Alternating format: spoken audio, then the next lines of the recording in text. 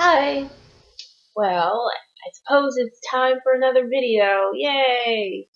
Okay, so in this video, I wanted to talk about dealing with friends who are not who are not INFPs, first of all, and who maybe are not even like creatively inclined, so they have difficulty understanding.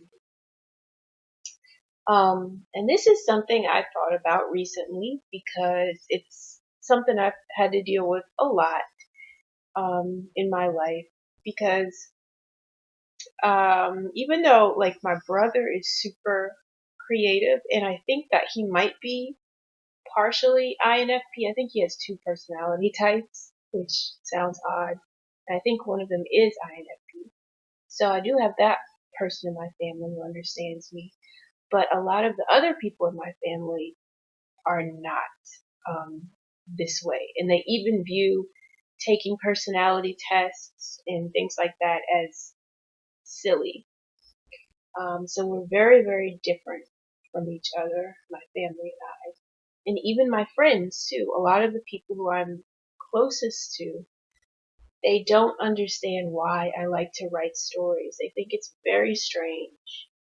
And they think it's odd that I am attempting to make a career out of writing instead of like working at a bank or something like that.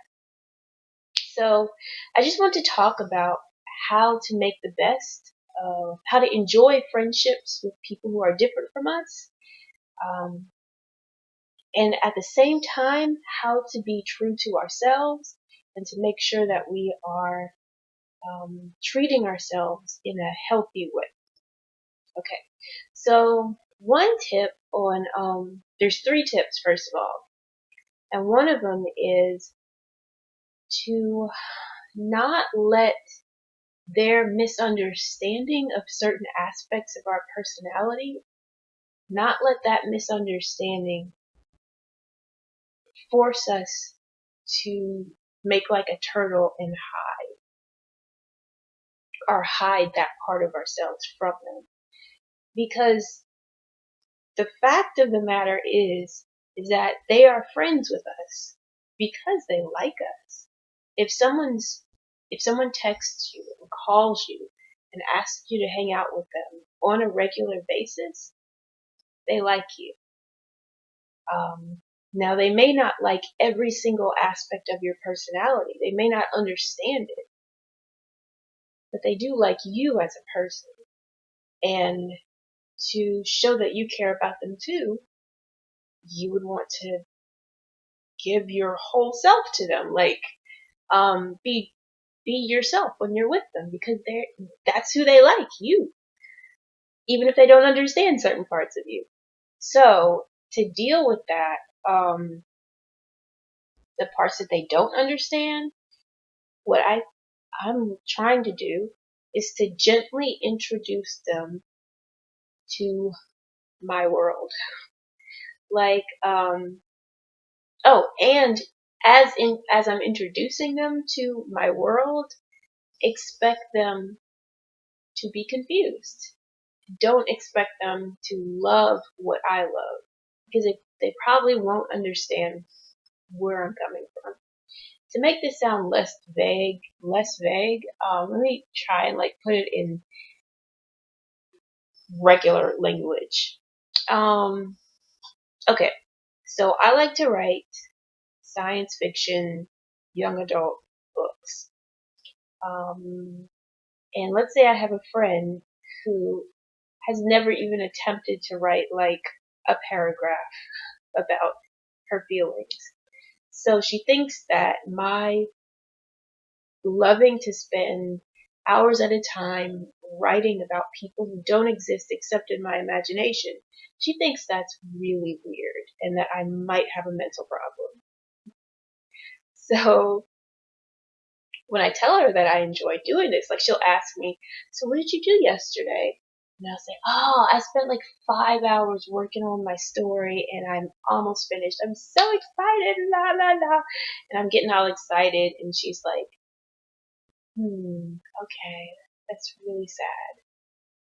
It's not sad to me. That's like fantastic. But to her, that's like, oh, sadness. So, what needs to happen there is I need to introduce her into my reality. Does that mean that I'm going to say, okay, here's my 500-page novel that I just wrote. I'd love for you to read it. Um, no, that would be a terrible idea. What I might do though is get one of my short stories that I wrote that's only like a page long, something really short and simple, and say, this is one of the things that I, enjoy doing in my spare time. I like writing stuff like this, and I would love to get your opinion on it. Like, just tell me, you know, if it's interesting or if it's kind of boring to you, just whatever you think. And then, she'll read it and she'll start to understand why I like doing this. And that has worked to a degree with some of my friends. With others, I got too excited and I dumped a whole novel on them, and they're just like, "What? I cannot with this." So that didn't work out too well. But the ones who I've shown them a blog post that I wrote, and they're like, "Oh, this is really cool. I like this topic that you wrote about."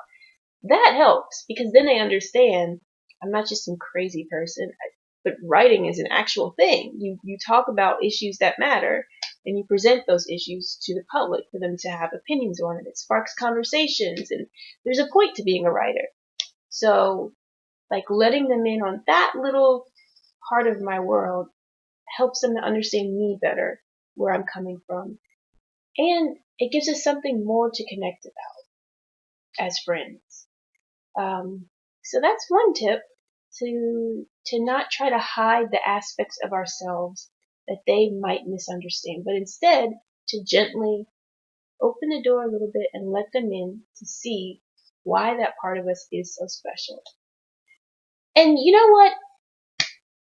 It's not like we're INFPs are like so special and mysterious.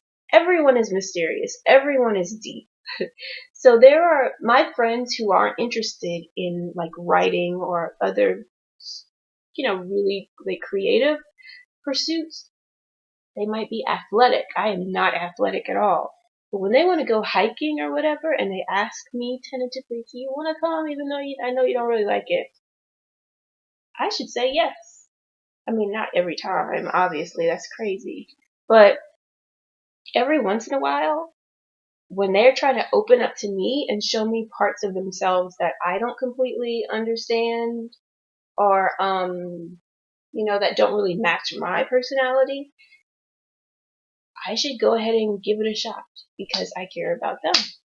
So it's like a two-way street. That's what friendship and relationships, romantic relationships too, even, are based on. Like compromising and getting to know each other and all that stuff. Okay, a second tip for getting along with friends who do not share our interests and such is miscommunication when miscommunication leads to like arguments or extreme misunderstandings. It's really important to remember why we became friends with this person in the first place. Like this happened to me recently with one of my friends who she she was questioning, like, why do you write so much? She really went after me about it. Like, that's so weird. It's so strange to just like sit around and write for hours. It's antisocial and yada yada yada yada. Okay, yeah, it is a little antisocial, but that's what happens when you're a writer. So we went back and forth for a while, and I was really annoyed with her for that evening. But what helped me to calm down and not really get angry with her, but just to remain annoyed, was to remember why I was friends with her in the first place. And it's because she's a beautiful person. Like, she's one of the kindest people I know. She's super, what's the word? Hospitable? Hospitable. very empathetic. The list goes on and on and on and on. And that helped me to remember this is not a bad person. This is just a friend who doesn't quite understand where I'm coming from. Um, so that helps when in an argument with anyone who we know well, is to just pause for a minute, get out of our own head, and think about what makes this other person valuable.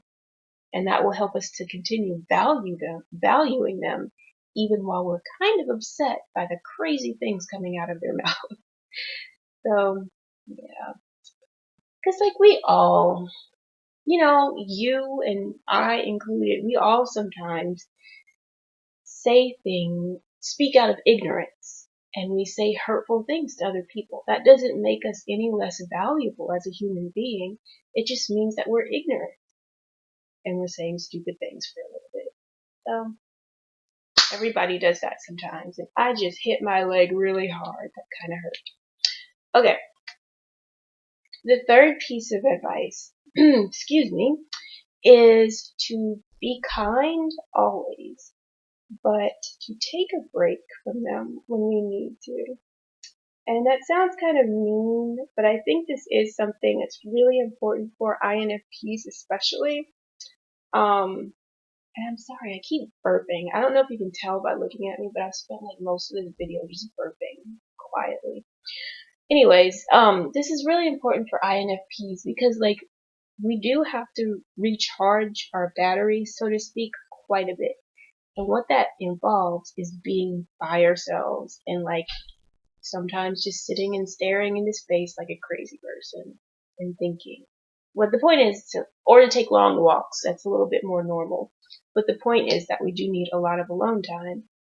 And sometimes being with friends who maybe are a little bit more extroverted and who are not intuitive, but who tend to be judgers, people like that, even though we love them to death, sometimes we can start to feel a little bit like claustrophobic around them. And in that case, there's nothing wrong with loving them completely and not shutting them off at all, not like cutting them off completely, but just kind of stepping back for a week or two and maybe just texting them instead of going over to the house and hanging out all the time. The point is, for the sake of our own emotional health and well-being, to know that we don't have to keep giving of ourselves more than it's necessary. To know when it's time for us to be alone. Like, I think about, like, I was raised a Christian, so I have, like, a lot of biblical examples in my head, because, I was raised on Bible stories. And one thing that the Bible is very open about is how, even though Jesus was always around people, he made sure to take time and get away from people. Like, at one point, he even went off into the wilderness, like, to be by himself so he could pray and think about things.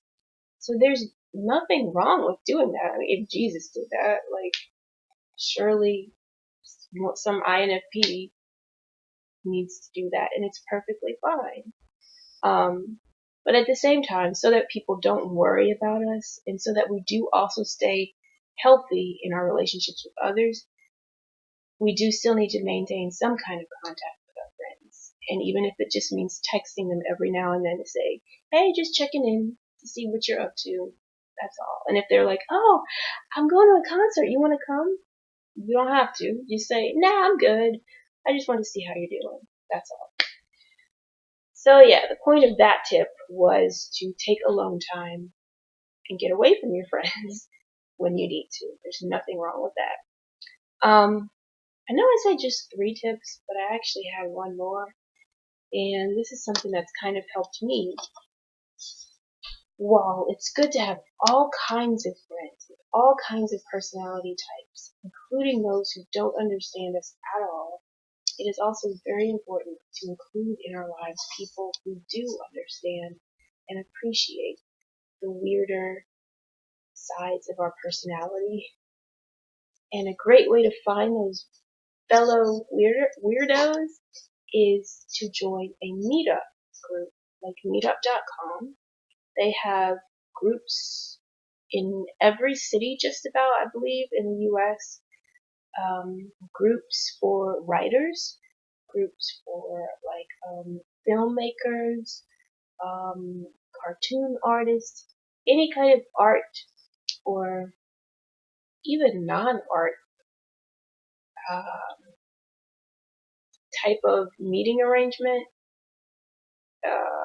They have all kinds of stuff that you can go down the list and choose from. And I personally chose to meet up with writers at meetup.com. And I think that was one of the best decisions I've made in recent years because I realized, coming from a background where I'm around so many people who don't understand me, and because I love them and I trust them, I've always felt like there's something wrong with me for liking the things that I like. But after meeting with these other writers, I realized I am weird, but so are they, which means maybe I'm not as weird as I thought. There are a bunch of people who like the same things that I like and who face the same issues that I face as a writer. So it's very encouraging and motivating, and it makes you feel good about yourself to meet up with people who understand you. Another good place to go to find people like that is a Facebook group. I think there are groups on Facebook for INFPs, and I definitely know there are groups on Facebook just for people who are interested in learning more about personality types. And I joined one of those, and that's really helped me a lot to understand myself better and understand other people better.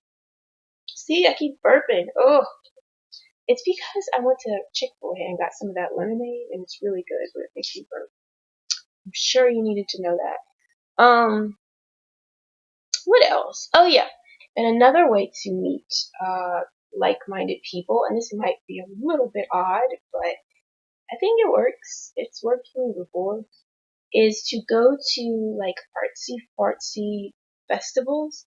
Because in my city in Louisiana, we have this thing called White Light Art Hop Night, where artists from all around the city, they get together and they set up these little stands where they display their paintings or their music or their jewelry or whatever it is, even their books that they've written.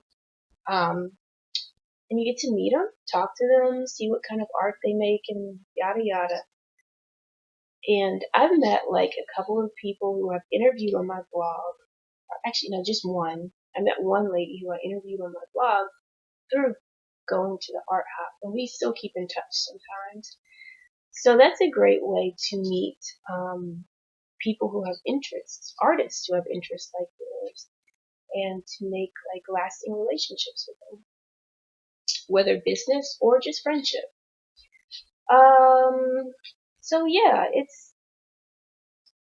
it's okay to be who you are and to have friends who love you but don't necessarily understand you. You just have to kind of be patient with them and hope that they too will continue to be patient with you. And to do your best not to hide from them, but to be honest with them about who you are. And if they really love you, they will stick by you and enjoy getting to know you better. And if for some reason they leave you, then why would you want them around anyway? Alrighty, well that is it for today. I am going to, I don't know, probably take a nap. I'm tired. Alright, have a good day. Bye.